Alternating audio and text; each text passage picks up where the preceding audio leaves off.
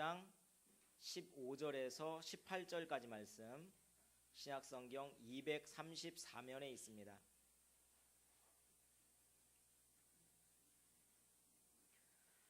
한 절씩 교독하시겠습니다. 내가 대답하되 주님 누구시니이까? 주께서 이르시되 나는 내가 박해하는 예수라.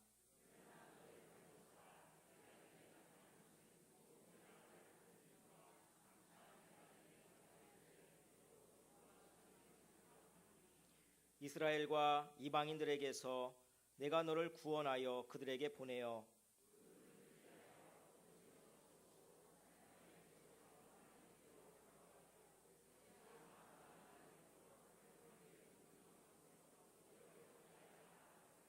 아멘.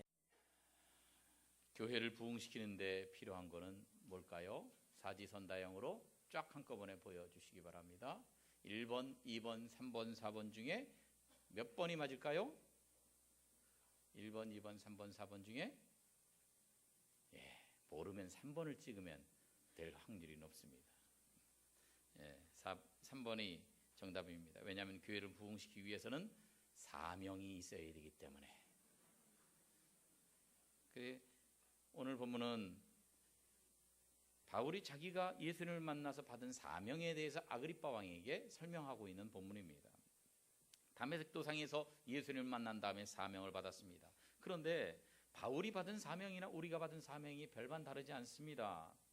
바울과 우리가 받은 사명이 무엇입니까? 첫째는 종의 사명입니다. 오늘 본문 16절에 보니까 예수님이 나타나셔서 내가 나타난 이유가 뭐냐? 너를 종으로 삼고자 합니다. 그렇게 말씀합니다. 종이 뭡니까? 노예입니다. 종은 뭐 하는 사람이냐? 주인의 명령에 절대 복종하는 사람입니다. 그리고 종은 주인을 위해서 사는 사람입니다. 자기를 위해 사는 게 아니라 주인을 위해 사는 사람입니다. 본래 우리는 다 종으로 지음을 받았습니다. 그래서 하나님 뜻대로 복종하도록 그렇게 하나님이 지으셨는데, 그런데 아담과 하와는요 하나님의 뜻을 거역하고 주인이 되고자 했어요. 주인이 되고자. 여러분, 하나님이 선악과를 따먹지 말라 그랬잖아요. 왜 따먹지 말라 그랬습니까? 선악과 안에 독이 있었기 때문입니까? 그것이 아니라 선악과는 하나님의 절대 주권을 상징하는 것이기 때문에 그렇습니다. 선과 악은 하나님이 결정하는 거예요. 이게 선이다, 이게 악이다, 하나님이 결정하시는 거예요. 이게 좋다, 나쁘다 하나님이 결정하시면 우리는 따르는 것입니다. 그런데 아담과 하와는 뱀의 꼬임을 받았습니다. 그래서 자기들이 선악을 알고자 했습니다. 선악을 판단하고자 했습니다. 하나님이 이게 선이다 그래도 아니에요, 이게 선입니다. 우리가 인간들이 판단하고자 한 것입니다. 종은 주인이 시키는 일만 하는 것입니다. 하나님이 절대 주인이고 우리는 종에 불과합니다. 그래서 동산 중앙에 있는 나무의 실과는 따먹지 말라. 즉 하나님의 주권을 침범하지 말라는 겁니다. 그런데 아담과 하와는 하나님처럼 주권자가 되기를 원했습니다. 그래서 선악과를 따먹고 하나님을 반역하고 에덴 동산에서 쫓겨나게 된 것입니다. 오늘날 많은 사람들이 이와 같이 합니다. 성경에서 하나님이 이것은 죄다 그래도 내 판단으로 선악을 판단합니다. 아닙니다. 성경이 아무리 그래도 내 생각은 이게 선입니다. 딴 걸 가지고 얘기합니다. 동생 애를 비롯해서 이것은 죄악이다. 성경에서 하나님 말씀하시다. 아닙니다. 그건 죄가 아닙니다. 선악을 인간들이 판단하려고 합니다. 거기서 잘못되었습니다. 그래서 에덴 동산에서 쫓겨나게 되었습니다. 시편 107편에 보니까 사람이 흑암과 사망의 그늘에 앉았다 그랬어요. 그 이유가 무엇이냐? 파란 글씨로 있는 대로 하나님의 말씀을 거역하며 지존자의 뜻을 멸시했기 때문에 흑암과 사망의 그늘에 앉게 되었다고 말씀합니다. 여러분, 우리 인간이 종으로 살아야 되는데 인간이 주인인 줄 알고 살 때에 그때에 잘못됐습니다. 인간이 하나님 앞에 순종하고 복종해야 되는데 그렇지 않고 불순종하게 될 때에 그게 죄였고 그게 우리를 비참에 빠뜨렸던 것입니다. 그래서 하나님이 예수님을 이 땅에 보내주셨어요. 빌립보서 2장에 보니까 너희 안에 이 마음을 품어라. 곧 누구의 마음이니? 그리스도 예수의 마음이니. 이 마음을 품어야 되는데 예수님 마음은 어떤 마음입니까? 6절, 그는 근본 하나님의 본체시나 하나님과 동등됨을 취할 것으로 여기지 아니하시고, 하나님 자신이신데도 하나님과 동등하신 분인데도 그렇게 그 여김을 받을 것으로 그렇게 생각하지 않고 7절 오히려 자기를 비워 종의 형체를 가지사. 우리가 종이 되어야 되는데 그런데 우리가 종이 안 되니까 주님이 종이 되셨습니다. 8절에 보니까 자기를 낮추시고 죽기까지 복종하셨으니 우리가 복종해야 되는데 우리가 복종하지 않으니까 주님께서 복종하셨습니다. 그래서 우리의 죄를 지고 십자가에 달려 돌아가셨던 것입니다. 여러분, 내가 주인인 줄 알면 그것이 잘못된 것입니다. 주님 앞에 순종하지 않는 것, 그것이 죄입니다. 그래서 우리는 스스로 내가 주인이 아니라는 것을 깨달아야 됩니다. 내가 가지고 있는 소유도 내 것이 아니고 내가 가지고 있는 시간도 내 것이 아니고 내 생명도 내 것이 아님을 깨달아야 됩니다. 히브리서 3장에 보면 모세도 자기가 주인이라고 말하지 않습니다. 이스라엘의 큰 지도자였지만 자기는 하나님의 온 집에서 종으로서 신실했다. 로마서 14장에 보니까 이런 말씀이 있습니다. 다 같이 읽어볼까요? 시작. 우리가 살아도 주를 위하여 살고 죽어도 주를 위하여 죽나니. 내가 내 것이 아니에요. 나는 주님의 것이라고. 때로는 사람들은 하나님이 내 거라고 말하는데 그게 아니라 우리가 주님의 것입니다. 예수 믿기 전에는 하나님을 멀리 떠나 살았습니다. 내 스스로가 주인이 되며 내 마음대로 살았습니다. 내 뜻대로 살았습니다. 그러나 예수님 믿고 회개한 다음엔 바울 사도와 같이 종으로서 살아가는 것입니다. 종이 되었으면 어떻게 돼요? 하나님이 시키시는 일을 하는 겁니다. 여러분, 우리 모두에게 각자 일이 있어요. 어떤 사람은 가정주부로, 어떤 사람은 근로자로, 어떤 사람은 경영자로, 어떤 사람은 학자로, 어떤 사람은 예술가로, 뭐 등등등등등 각자 다 다른 우리의 영역이 있고 일들이 있습니다. 그냥 그 일만 하다가 먹고 살다가 죽으라고 우리를 이 세상에 보내신 것이 아닙니다. 우리가 일하는 그 영역에서, 내가 사는 그 영역에서 하나님이 원하시는 일을 하도록 하는 것이 하나님의 뜻입니다. 종은 내가 원하는 일을 하는 것이 아니라 주님이 원하시는 일을 해야 합니다. 종은 일을 할 때도 내가 좋아하는 방식대로 일하는 것이 아니라 주님이 좋아하시는 방식대로 일하는 사람입니다. 여러분은 매사를 여러분이 원하시는 대로 살아가고 계십니까? 주님이 원하시는 대로 살아가고 계십니까? 우리는 종으로서 부름받은 사람들입니다. 2차 대전 때 그 유대인들을 많이 학살했던 나치 정권에서 나치 수용소를 운영했는데 이 유대인 수용소에서 이렇게 극적으로 살아난 코리덴붐 여사, 유명한 사람이 있습니다. 수용소에 있을 때에 자기 언니가 그 독일군 병사에게 총으로 사살을 당했습니다. 자기가 보는 눈앞에서 언니가 총으로 그렇게 사살되는 것을 보았습니다. 그러다가 간신히 극적으로 2차 대전이 종료되면서 살아났습니다. 그동안 믿음으로 승리했던 이분이었기에 가는 곳마다 예수님의 사랑과 그리고 또 복음을 증거하고 간증하고 다녔습니다. 어느 날 어떤 교회에서 간증을 마치고 나오는데 심장이 멈추는 것 같더랍니다. 왜냐하면 사람들이 쫙 이제 이 간증 강사니까 나갈 때 악수하려고 쫙들 성도들이 서 있더래요. 그래서 악수를 하다가 보니까 저 앞에 한 남자가 서 있는데 그게 바로 자기 친언니를 총으로 쏴 죽인 그 독일군 병사였습니다. 지금은 제대했지만 민간인이지만 그 사람 얼굴을 똑똑히 기억하고 있습니다. 전부 다 손을 내밀고 악수하려고 그러는데 도저히 그렇게 못하겠는 거예요. 그녀가 그날 자기 일기에 이렇게 썼습니다. 하나님 안 됩니다. 저 인간만은 제가 악수할 수 없습니다. 저 인간만은 용서할 수 없습니다. 그런데 점점 악수하면서 가까이 다가가게 됩니다. 진땀이 흐르기 시작합니다. 그런데 그 코리덴붐 여사의 마음속에서 주님이 말씀하시더라는 거예요. 야, 70번씩 7번이라도 용서해라. 내 원수도 사랑해라. 주님 도저히 못합니다. 그때 하나님이 그런 말씀을 하시더래요. 내가 지금 너에게 요구한 것은 내가 용서할 수 있느냐 없느냐 그걸 물어보는 게 아니다. 용서하라고 명령하는 거다. 그렇습니다. 우리가 종이라면 우리는 하나님 명령에 선택하고 말고 이런 것이 아닙니다. 하나님 명령이면 그대로 지키는 것입니다. 그래서 그것을 깨닫고 고리된 봄이 그 남자와 악수를 합니다. 그리고 껴안아 줍니다. 도저히 용서할 수 없는 사람이라고 증오했는데 그 순간 그 법능 놓듯이 증오가 녹아버렸습니다. 그래서 그 자신의 그날 일기에 이렇게 계속해서 쓰고 있습니다. 순종이 중요하다. 용서할 수 있느냐 없느냐가 아니라 순종의 삶이 우리를 성령 충만하게 할 수 있다. 그렇습니다.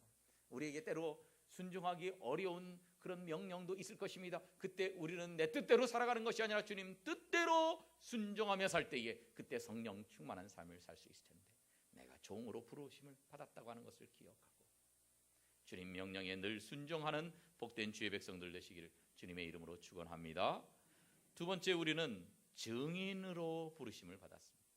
증인이 되라는 사명을 받았어요. 16절 말씀 끝에 보니까 너로 종과 증인을 삼으려 함이니, 증인. 22장 15절에도 봐도 내가 보고 들은 것에 증인이 되리라 그렇게 말씀합니다. 여러분, 우리는 증인으로 부르심을 받은 겁니다. 뭔 증인이냐? 예수 그리스도를 전하는 증인으로 부르심을 받았습니다. 여러분, 사거리 같은 데 가면 교통사고가 났는데 목격자가 없으면 막 현수막 붙이잖아요. 예? 증인을 찾는다고, 자기가 본 대로 얘기를 해달라고. 그런데 여러분, 우리가 제일 중요한 것을 알고 있지 않습니까? 예수님을 만나면 그 사람의 모든 죄가 용서받고, 예수님을 모시면 그 안에 평안이 있고 그 안에 천국이 이루어지고, 그리고 예수님 믿으면은 하늘나라 백성이 되어서 영생한다는 이 너무나 중요한 사실을 우리가 알고 있지 않습니까? 이것의 증인이 되어야 되지 않겠습니까? 그래서 우리는 구태여 따로 모여서 전도 나가는 것도 필요하지만 우리 삶의 현장에서 전도할 수 있어야 됩니다. 성남시에 사는 어떤 여집사님이 남편도 없고요, 자녀 둘을 데리고 살아가고 있는데, 그러니까 형편이 어려우니까 목욕탕에 들어갔어요. 목욕탕에서 일을 합니다. 그런데 목욕탕에서 청소도 하고 뭐 때도 밀고 이렇게 일을 하는데 이분이 1년에 수십 명을 전도한다는 거예요. 교회 다른 집사님들이 묻더래요. 어떻게 그렇게 전도를 많이 합니까? 그러면요, 자기가 목욕탕에서 일하는데 밤늦게까지 일하는데 막 피곤할 거 아니에요, 힘들 거 아니에요. 그런데 항상 방실방실 웃어가면서 그렇게 막 일을 하니까, 그러니까 사람들이 묻더라는 거예요. 당신 뭐가 그렇게 좋아서 그렇게 웃고 다니냐고. 나는 예수님 믿어서 이렇게 기쁩니다. 예수님 믿으면 천국 백성이 됩니다. 당신도 예수 믿으면 인생이 달라집니다. 예수 믿으세요. 이 집사님의 이런 모습을 보고 그 전하는 말을 듣고 사람들이 감동받고 교회를 나온다는 겁니다. 여러분, 우리가 멀리 가서 이방 사람 전도하지는 못한다 할지라도 우리가 살아가는 현장 속에서 우리 주변에 만나는 사람들에게 얼마든지 복음을 전할 수 있지 않겠습니까? 우리는 증인으로서 부르심을 받았습니다. 그렇기 때문에 이 사명을 감당해야 합니다. 우리는 우리 입으로 얼마나 다른 것들을 많이 전하고 살고 있습니까? 어디서 1+1으로 싼 거 판대 그것을 열심히 전파합니다. 아이고, 뭐 스케이트 무슨 국가대표 선수하고 뭐 장모 청문회 나왔던 그 여자하고 세상에 동거를 했대야. 뭐 그런 거는 막 열심히 전파를 합니다. 그런 거 열심히 전하면서 정작 그런 건 몰라도 되는 건데, 몰라도 큰 문제 안 생기는 건데, 진짜 중요한 예수 그리스도 천국 영생에 대해서는 왜 전하지 못하고 있습니까? 우리가 예수님을 전하는 증인이 되어야 하지 않겠습니까? 따라합시다. 예수님을 전하는 증인이 됩시다. 옆에 있는 분들과 그렇게 인사하겠습니다. 시작.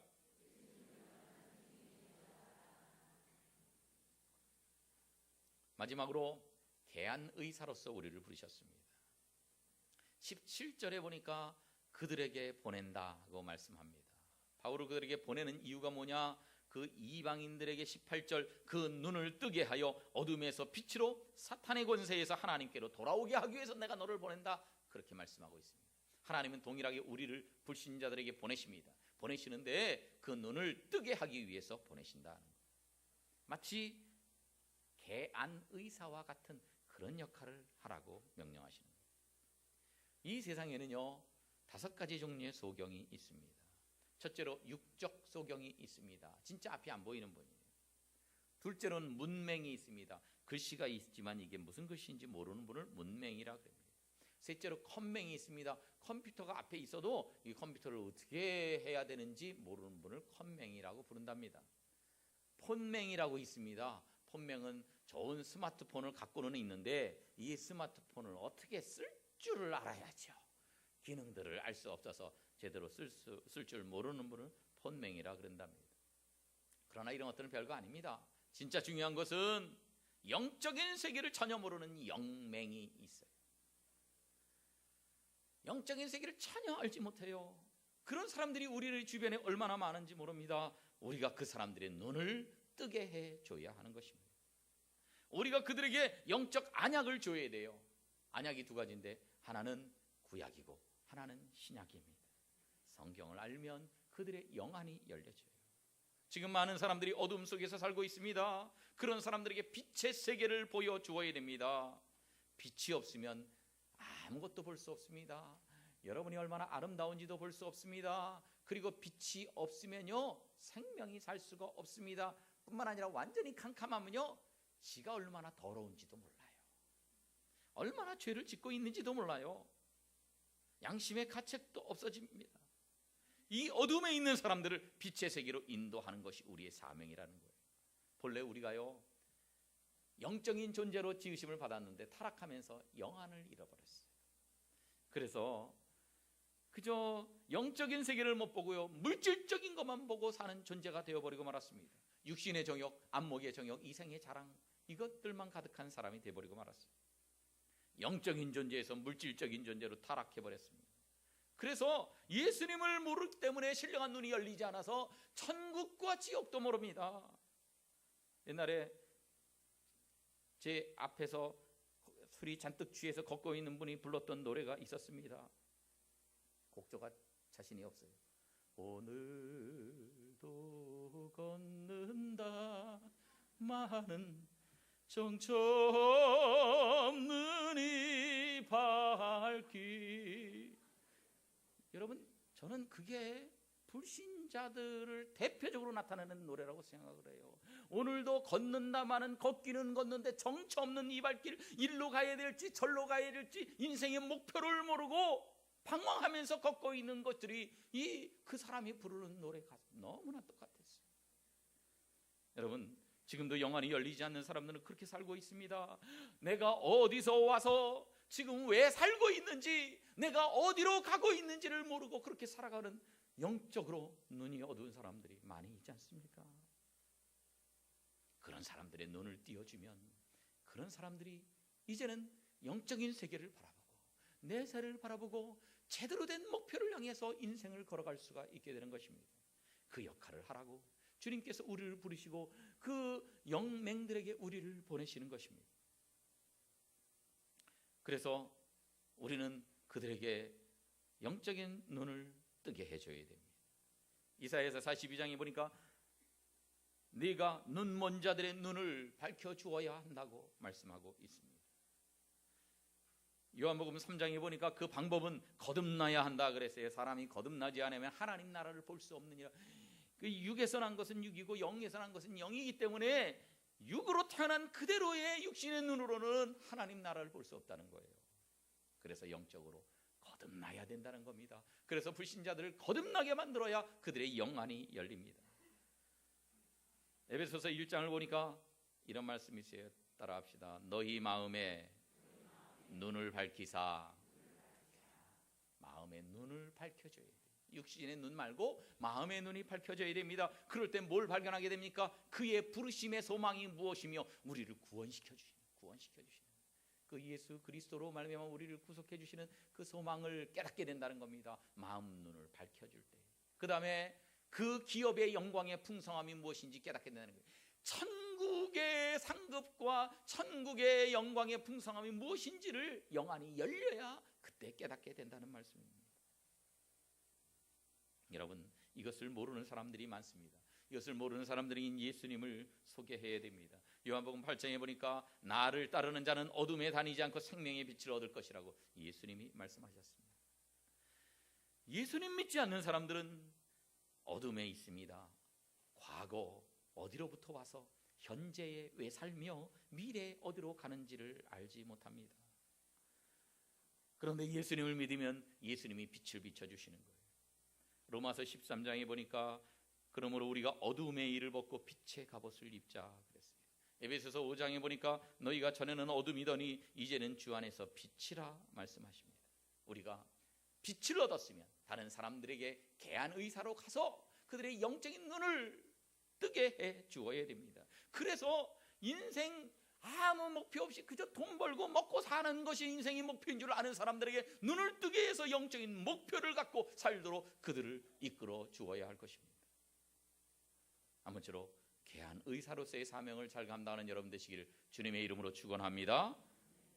저와 가까운 어떤 목사님이 같이 얘기를 하는데 자기 교회 집사님 얘기를 하더라고요. 그분 그 교회에 주유소를 경영하는 집사님이 있었어요. 근데 이제 그 집사님이요, 남자분인데 얼마나 건강 관리를 잘하는지 모른답니다. 매일 헬스 가가지고 운동하고, 그리고 먹는 것도 좋은 것만 먹고, 이 물도 아무거나 안 마시고 꼭 에비앙이라고 그 비싼 수입한 그런 물만 마신다는 거예요. 교회에 올 때도 에비앙 물을 갖고 와서 먹는답니다. 교회에서 있는 딴 물은 안 먹고 나 이거 먹어야 된다. 건강 지키려고. 배가 조금 나온 것 같으면 열심히 조깅해서 그걸 쏙 집어넣고, 하여튼 건강 관리를 철저하게 하는 분이라서 그 목사님 얘기로는 그 집사님이 200살까지 살 줄 알았대요. 그런데 그 집사님이 어느 날 머리가 아파가지고, 그래서 이상해서 병원에 가봤더니 병원에서 이런저런 검사를 다 했는데 진단이 뭐라고 나왔느냐, 뇌암이라고 나왔어요. 뇌종양 가운데 악성 뇌종양인데 이건 굉장히 진전이 빠릅니다. 6개월밖에 못 산다고 판정이 나왔어요. 이 집사님은 얼마나 충격을 받았겠습니까? 그래서 자기 교회 그 목사님한테 와서 얘기를 하더래요. 목사님이 아무리 설교 시간에 우리 성도들은 하나님의 청직입니다. 여러분이 가지고 있는 재물도 하나님 것인데 맡겨주신 겁니다. 우리는 청직입니다. 여러분 갖고 있는 시간도 건강도 재능도 전부 다 여러분 청직입니다. 그렇게 설교를 해도요, 제 귀에 하나도 안 들어왔습니다. 그런데 제가 이렇게 뇌암으로 6개월밖에 못 산다고 진단을 받고 나니까 그 말씀이 무슨 뜻인지 이제야 알게 되었습니다. 그렇게 얘기를 하더라는 겁니다. 여러분, 우리가 추구하는 것들, 그거 잠시 잠깐 오면 다 없어질 것들입니다. 우리에게 주신 사명을 잘 감당하는 것이 영원히 남는 것입니다. 내가 구원받아서 하나님 나라 갈 수 있는 내 영혼, 그것이 영원히 남는 것이고, 또 내가 다른 사람에게 전도해서 그 영혼 살린 것 가지고 하늘나라에 가서 영원한 상급을 우리가 받게 되는 것입니다. 이 땅에 없어져 버릴 것, 하늘나라 가서 상급 못 받을 것만 위해 살지 마십시다. 하늘나라에서 상급 받을 사명을 위해 살아가십시오. 그래서 우리가 어떻게 해야 되겠습니까? 주님, 내가 내 사명 잘 감당하겠습니다. 내가 종으로 부르심을 받았는데 주님 말씀 그대로 순종하며 살겠습니다. 내가 증인으로서 부르심을 받았는데 내가 전도하며 살겠습니다. 내가 개한 의사로서 부르심을 받았는데 영적 눈이 어두운 다른 사람들의 눈을 열어서 그들이 무엇을 바라보고 살고 어떤 방향으로 살아가야 될지 잘 지도해주는 사람으로 살겠습니다. 이렇게 간구하여서 우리 받은 사명 위에 바르게 살며 하나님께 큰 상급 받고 놀라운 축복 받는 여러분 되시기를 주님의 이름으로 축원합니다.